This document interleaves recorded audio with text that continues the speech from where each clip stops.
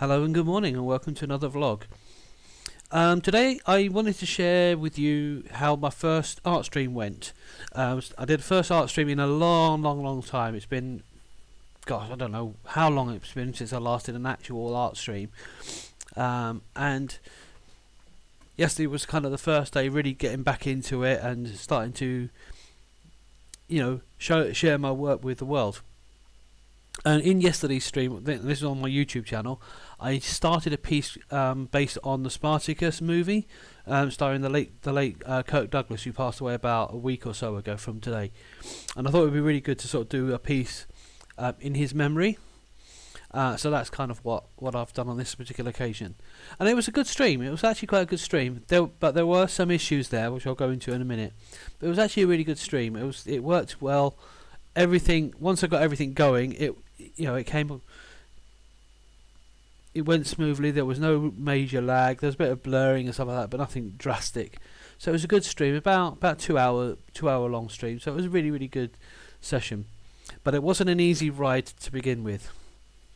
First of all, one of the things I've found with YouTube, at least in my experience, I can't speak for anybody else, is it doesn't always work smoothly. I couldn't get it to incorporate cameras and work through OBS, so I couldn't set different levels for my volume, my camera, overlay, all of that. I could only do one thing, which is the overlay and the external camera, and that's it, or possibly this, and that was about as much as I could do on it. I couldn't do anything special or fantastic with it.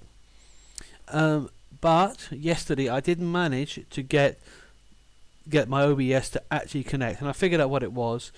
Is the setting on OBS, the standard setting on OBS doesn't work with the new YouTube stream stuff. So it wasn't, what's the word I'm looking for here? It wasn't compatible, and they need to update that. I've updated it now, but I had to do it as a custom setting. If you're not technical or you're not used OBS before, you have no clue what I'm talking about. But I had to set a custom setting for the YouTube stream, and that seemed to have worked, which was great, because what it means a few things. One, I can have my main drawing screen. Two, I can have a face camera, so that I can communicate with the audience, which is a really important thing. That's a vital thing in any kind of stream. And three, it means I can set up different levels. So three, I can set up different levels. I can have a volume for the mic, I've got a volume for the music, I've got a volume for the video camera, whatever. So I've got different volumes I can set for every different aspect of the video. And I think, in hindsight, I think I might have had the camera mic too low when I recorded it, because it's quite quiet. But it was just one of those things I had to get out quickly. So that's another thing. But one of the other things as well is that when you're doing a Twitch stream, you can have like an intro and outro and all this kind of malarkey. And I was able to actually do that on this particular instance. I was actually able to have a starting screen or a break screen or an end screen and all these different things, whereas I couldn't do that before. There wasn't that option available to me on the YouTube's platform, because YouTube has a platform where you can literally go into YouTube and stream directly from YouTube, but you only get a simple overhead camera or single camera option. You can't add things, you can't adjust the microphone, you can't adjust the sound, you can't do any of that on their platform, which is fine if that's all you want or you need. If you're doing like a vlog, for example, that's probably just part and you don't need it. But when you're doing something where you've got a drawing table on one bit, you want to be on camera, you want to make sure the sound is right, it's very limited. Hopefully they're gonna adjust it in the future and you'll be able to do it straight on there.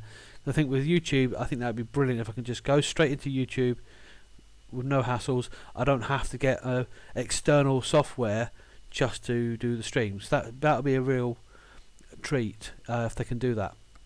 So having the OBS working was an absolute blessing. But as I said, it wasn't a smooth ride. First of all, when I was testing the stream quality before going, and time was ticking for when because I said I was going to be at 4 o'clock, so 4 o'clock was coming quite close. I couldn't see where my videos were showing. Because when I was looking at my channel on my actual channel, it wasn't visibly showing, and I realised it was set as had it on view as subscriber, meaning that I'm seeing it as someone else, as if I was looking into my own channel. But when I went into the channel generally, locally, i.e. as if I was an actual viewer, that's when I could see the videos, and they're kind of hidden in the video section rather than on the main channel. So that's something I think they may need to consider, is when there's a video live, they should put that on the front page. But that's just something, you know, hopefully YouTube will figure out and go, yeah, we need to do that. Anyway, so I figured that one out. Then when I was doing the test and recording, I couldn't see where the videos were that I recorded, you know, the test ones which I did as a private. So I went into the private, looked for them, so I went into my videos, couldn't see it. It was only when I was in my Creator Studio that I saw, live. There's a live section, so you click on the live and that's where you see your videos. So that's how I can delete, edit, whatever, and check them. And the same goes for viewing on the channel. I have to be in the video section as an actual viewer, not as view as subscriber. So that was another thing. So although there were frustrations, I kind of learned a little bit about the YouTube platform a bit more effectively. Anyway, the next thing was I managed, on a positive, I managed to get the second camera working. So I was able to get two cameras working, because this other camera I had just wasn't working before at all. It wasn't working on iMac or any other system. Finally, somehow managed to get the second camera working. However, this stopped working. This would not work at all. It just didn't function, and it frustrated me. So I had to use the camera mic as my main mic, and I think I set, as I said, I think I set the recording level too low. So although you could hear me, it wasn't particularly loud. So again, that's something I'm going to have to adjust and do better the next time round. But I couldn't get this working, because obviously this, even if I had this on low, this would have been fine. It would have picked up everything. You know, I could have it on half level and you can still hear me as clear as day. And on top of that, I could always adjust it as I go along if you can't hear me. I also couldn't get the sound to come from the computer. I couldn't get the sound, the music, coming directly from the system, which meant that the music had to go through the external speakers, meaning that this microphone picks up the external music, which does two things. One, it can make the music a bit tinny and reduce the kind of quality of the music. Two, it means that I can't adjust my volume to match, because if I adjust the mic volume, I'm adjusting the music volume, and vice versa. Music can drown me out, so I had to physically reduce the music on the background just so that you could hear me, and hope that the microphone will pick my voice up as the primary sound. Whereas if I can get the music coming from the desktop audio, then I can adjust the music so that I'm still clear, the music's still clear, and when I'm recording it, it's easy to differentiate the two different tones. So that was a bit of a pain. So I had to kind of work with that, and I was already 5 minutes late by this point as well, so I didn't have a choice to do it. Then the other thing was, because I was testing it, I had the video set to private, so it was, you know, streaming in private for the first 4 or 5 minutes of the stream, which wasn't great. And then when I changed it, it also had the words test. I didn't realise it was on private at this point, but when I went onto it, I noticed that the words it said test, so instead of Sparticus. So I changed the words on Sparticus, turned it off from private. Well, carried on streaming. Then I realised it was on private, and changed it. But then it ended up going on, and so then I stopped the stream, went back in, but this time it was on unlisted. It's like I didn't want it on unlisted. I think I done unlisted. No, I know what it was. I changed it to unlisted because I thought that private was stopping me from seeing where the videos were, and that wasn't the case at all. It was just a case of I didn't understand that it was hidden in these different folders. So I put it on unlisted while I was testing it for the second part, and it was only when I was after I'd finished streaming that I realised the whole video was on unlisted.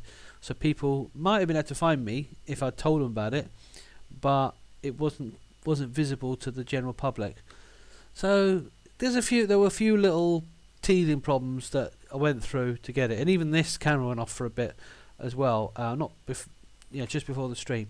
So it was just a few little hiccups along the way, which hopefully I have learnt from and can improve on the next stream. But all in all, it was a really good stream. I'm not excellent at doing portraits. I can do them at a pinch, but because I'm not brilliant at them, they take me a lot longer to do. I can do it and have done it, and I've done them reasonably well. But because it's not something that comes natural to me, those type of drawings, they take that little bit longer for me to craft and really make them look like the person they're supposed to look like. And that's one of the reasons why I don't generally do them, and I don't particularly enjoy doing them either. But on this occasion I felt really inspired to do this particular piece, and I don't think I've got the picture in front of me right now. Oh, there we go.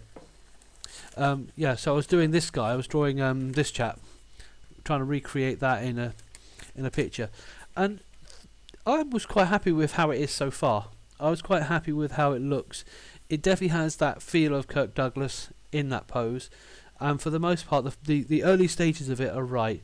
There are some things I'll need to tweak along the way, but I say it is early stages, and I might even have to be quite bold and say, right, okay, that's not really correct, let me completely change that, and I might have to redo that, because I want this piece to at least look like him and feel like that piece. So when people look at it, they can very clearly say, oh yeah, that's Kirk Douglas, without even seeing the original photograph. They just know, oh yeah, that's Kirk Douglas. It needs to be that clear. But I'm happy that how it is at the moment. I do feel like I've captured it. I do feel like I've captured his essence, and yeah, just want to kind of develop it a bit more. So yeah, so it was good.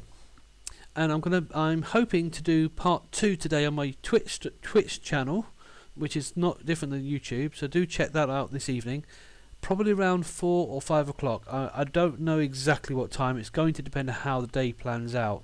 But I'm looking around about 5 p.m. today to do part 2 of this artwork, where I'm going to just refine some of the detail a bit.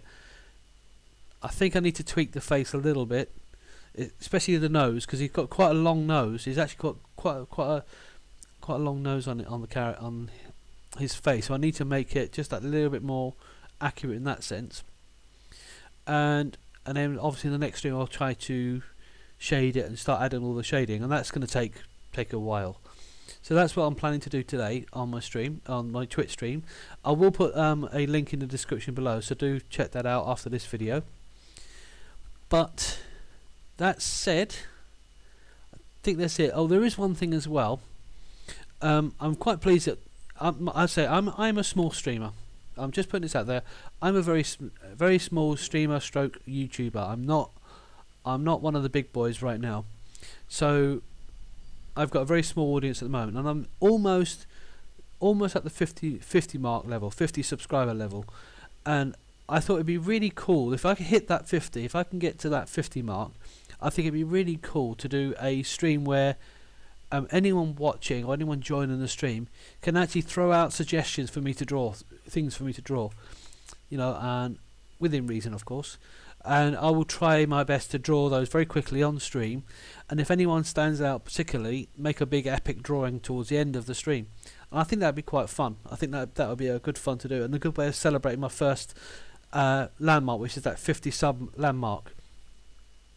So if you are interested in helping me to reach that, and you're interested in that idea, just pop over to the channel, my ERFDRAGON art channel, click sub, tick the bell so you know when I'm live, so you don't miss out on that stream in particular, and we'll see how it goes from there. But I think that's it from me. My throat's getting dry. It's still quite early in the morning. It's just turning almost 8 o'clock now, and yeah, so I've got a lot of things to do today. But I'll catch you later. Thanks for joining. Bye bye.